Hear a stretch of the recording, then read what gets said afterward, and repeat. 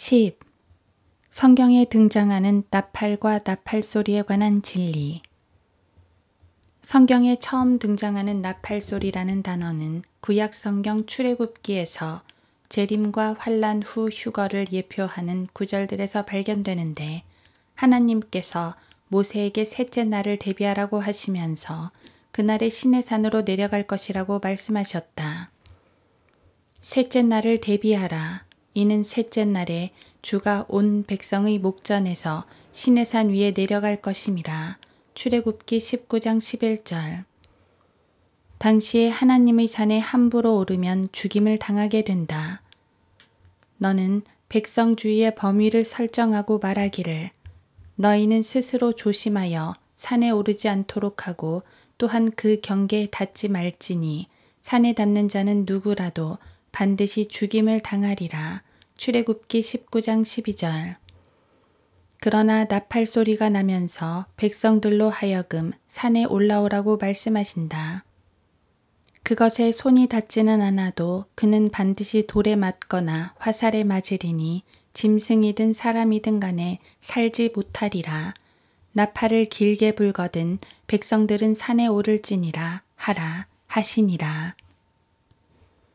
모세가 하나님을 만나려고 진영에서 백성을 데리고 나오매 그들이 산기슭에 서니라. 출애굽기 19장 13, 17절. 나팔 소리가 길어지고 점점 더 커질 때 모세가 말하니 하나님께서 음성으로 대답하시더라. 주께서 시내산 정상에 내려오셔서 주께서 모세를 산 정상으로 부르시니 모세가 올라가더라. 출애굽기 19장 19, 20절. 우리는 출애굽기 19장의 시내산 강림 사건을 통해서 재림과 환란 성도의 휴거를 읽을 수 있으며, 강림하실 때 울려 퍼진 나팔 소리와 구름과 또 누군가가 부름을 받고 올라갔다는 점에서는 신약 성도의 휴거 또한 간접적으로 읽을 수 있다. 데살로니가 전서 4장 13에서 18절. 시내산에 울린 그 나팔 소리는 사람이 인위적으로 부는 나팔 소리가 아니었다. 성경에 등장하는 그 장면은 당시 시내산으로 내려오시는 주님의 강림 장면으로, 거기에는 불과 연기, 구름은 물론 천둥 소리가 있고 땅이 진동하며 고막을 찢을 듯한 거대한 나팔 소리와 두려움이 있다. 셋째 날 아침에 천둥과 번개와 짙은 구름이 산 위에 있고 나팔 소리가 심히 크므로 진영에 있는 모든 백성이 떨더라. 출애굽기 19장 16절. 나팔 소리가 길어지고 점점 더 커질 때 모세가 말하니 하나님께서 음성으로 대답하시더라. 출애굽기 19장 19절. 이스라엘 가운데 나팔을 사용하는 장면은 레위기에 기록되어 있지만 하나님의 명령에 의해서 만든 나팔은 민수기에 등장한다. 은으로 나팔 2개를 만들되 한 덩어리를 가지고 만들지니 지폐를 소집할 때와 진영을 이동시킬 때 사용할지니라. 민수기 10장 2절. 나팔의 사용처는 다양하지만 이스라엘 민족이 사용한 나팔은 우선 지폐를 소집할 때와 진영을 이동시킬 때 사용되었다. 그리하여 이스라엘 민족이 진영을 이동하면서 나팔을 사용하게 되며 또한 전쟁을 위해서도 사용하게 된다. 너희가 경고 나팔을 불면 동쪽에 있는 진영들이 나아갈 것이요, 너희가 두 번째 경고 나팔을 불면 남쪽에 있는 진영들이 이동할 것이며 그들은 그들의 이동을 위해서 경고 나팔을 불지니라. 민수기 10장 5, 6절.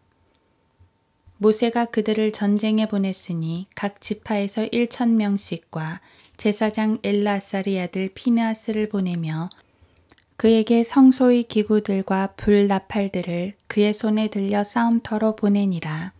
민수기 31장 6절. 만일 너희가 너희의 땅에서 너희를 억압하는 원수를 대적하여 싸우러 나갈 때에는 경고 나팔을 불지니 그리하면 너희는 주 너희 하나님 앞에 기억될 것이요 또 너희는 너희의 원수들로부터 구원을 받으리라. 민수기 10장 9절. 그리고 집회를 소집하여 회중들에게 고할 일이 있을 때 나팔을 사용했는데 다윗에게 반역한 벨리알의 사람 시바가 선동할 때도 나팔을 불어 이목을 집중시켰다. 그때 거기에 한 벨리알의 사람이 있었으니 베냐민인 비크리의 아들로 그의 이름은 시바더라. 그가 나팔을 불고 말하기를 우리는 다윗에게 목도 없고 이새의 아들 아내 유업도 없으니 오 이스라엘아 각자 자기 장막으로 돌아가라 하더라. 사무엘하 20장 1절. 이처럼 비크리의 아들 시바가 회중을 불러 모았다가 해산시킬 때 나팔을 사용했는데 당시 현명한 한 여인이 그녀의 지혜를 통해 거민들로 하여금 시바의 목을 베어 요압에게 던지게 하니 요압 또한 나팔을 불어 사람들을 물러가게 한다. 그리고 그 여인이 그녀의 지혜로 모든 백성에게 갔으니 그들이 비크리의 아들 시바의 머리를 베어 요압에게 던지더라. 요압이 나팔을 부니 백성들이 성읍으로부터 물러나와 각자 자기 장막으로 가고 요압은 예루살렘에 이르러 왕에게 돌아가더라. 사무엘하 20장 22절. 이처럼 나팔은 선악간의 상황에 따라서 필요한 도구로 사용되는 것을 볼 수 있다. 또한 나팔은 악기들과 함께 하나님께 번제를 드릴 때 등장하는데 제사장들이 나팔을 들고 서서 명령에 따라서 나팔을 불 때 각종 악기들도 함께 연주하며 노래하는 자들이 노래를 했는데 이 일이 번제가 끝날 때까지 계속되었다고 기록되어 있다. 레위인들은 다윗의 악기들을 가지고 또 제사장들은 나팔들을 가지고 서니 히스기야가 제단에 번제를 드리기를 명하더라. 번제가 시작되자 나팔들과 이스라엘의 다윗 왕에 의해 정해진 악기들과 함께 주의 노래가 시작되니 온 회중이 경배하고 노래 부르는 자들은 노래하고 나팔 부는 자들은 나팔을 불더라. 이 모든 일이 번제가 끝날 때까지 계속되더라. 역대기하 29장 26에서 28절. 구약 때나 지금이나 나팔은 음악에 있어서 빠질 수 없는 악기인 것이다. 나팔들과 뿔나팔 소리로 왕이신 주 앞에 즐거운 소리를 내어라. 시편 98편 6절. 나팔 소리로 그를 찬양하며 솔터리와 하프로 그를 찬양하라. 시편 150편 3절. 그러나 나팔 소리 중 중요한 나팔 소리는 하나님께서 장차 성도들을 모으실 때 나는 나팔 소리이다. 그날에 큰 나팔이 불려지리니 그러면 아시리아 땅에서 멸절케 된 자들과 이집트 땅에서 쫓겨난 자들이 와서 예루살렘에 있는 거룩한 산에서 주께 경배하리라. 이사야 27장 13절. 재림과 관련된 이 구절은 마태복음 24장 31절과 짝을 이룬다. 또 주께서 큰 나팔 소리와 함께 천사들을 보내시리니 그들이 하늘 이편 끝에서 저편 끝까지 사방에서 그의 택하신 사람들을 함께 모을 것이라. 마태복음 24장 31절. 물론 여기에 등장하는 무리들은 교리적으로 예수 그리스도의 피로 구원받은 그리스도인들이 아니라 유대인 환란 성도들이다. 이때 불리는 나팔 소리는 대환란 후에 불리기에 그것은 요한계시록 11장 15절이 일곱째 천사가 부는 나팔 소리이다.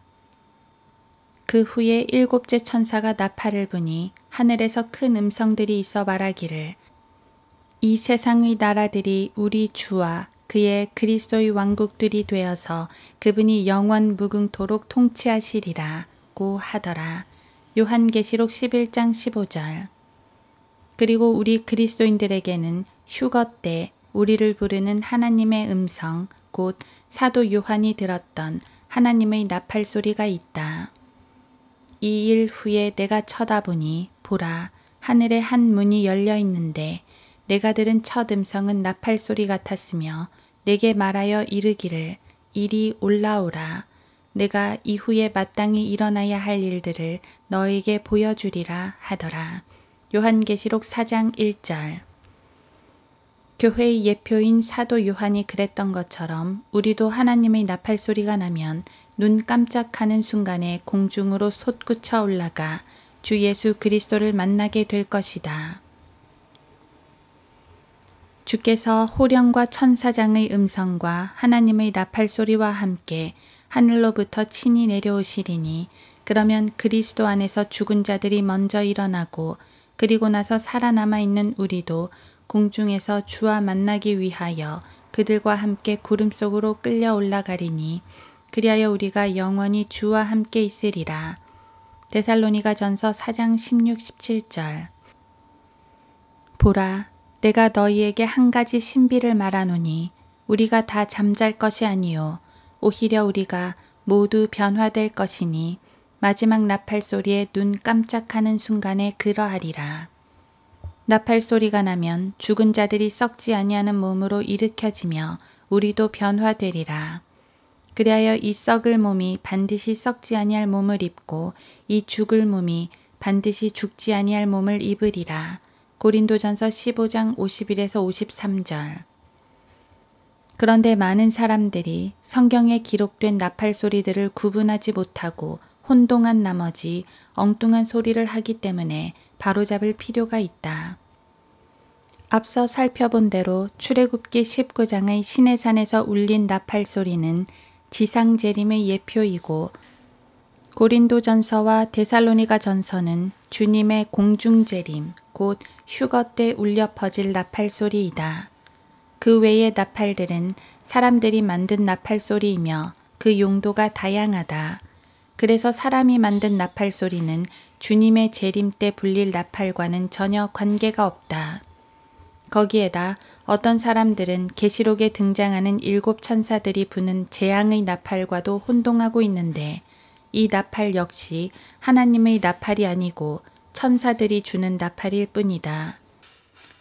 성경에 부주의하면 계시록의 천사가 부는 마지막 나팔과 다른 나팔 소리를 혼동하기 쉬운데 계시록에 기록된 것은 기록된 그대로 천사가 부는 나팔이지 하나님의 나팔이 아니다.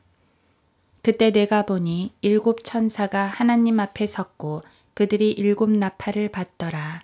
요한계시록 8장 2절. 물론 7째 천사의 나팔 소리와 함께 주님의 지상재림이 이루어지지만 이것은 먼저 하나님의 나팔 소리가 울려 퍼질 때 신약 성도들이 휴거되는 공중재림과는 7년이라는 시간적 차이가 있다. 그래서 고린도전서 15장 51에서 53절의 마지막 나팔 소리는 하나님의 나팔 소리이지 계시록 7째 천사가 부는 마지막 나팔이 아니다. 이를 혼동하면 교회가 환란을 통과한다는 이단 교리가 나오게 된다. 요한계시록 11장 15절에서 울리는 7째 천사의 나팔 소리는 대환란이 끝나고 주 예수 그리스도의 지상재림을 알리는 것이며 만왕의 왕 또 만주의 주이신 분께서 천년왕국의 왕으로 등장하신다는 것을 알리는 나팔 소리이다. 그 후에 7째 천사가 나팔을 부니 하늘에서 큰 음성들이 있어 말하기를 이 세상의 나라들이 우리 주와 그의 그리스도의 왕국들이 되어서 그분이 영원 무궁토록 통치하시리라고 하더라. 요한계시록 11장 15절. 이처럼 나팔이 상징하는 것은 대표적으로 주님께서 강림하시는 때를 상징하는 것이다. 그러므로 성경을 올바로 나누어 공부함으로 바른 지식으로 무장되어야 한다.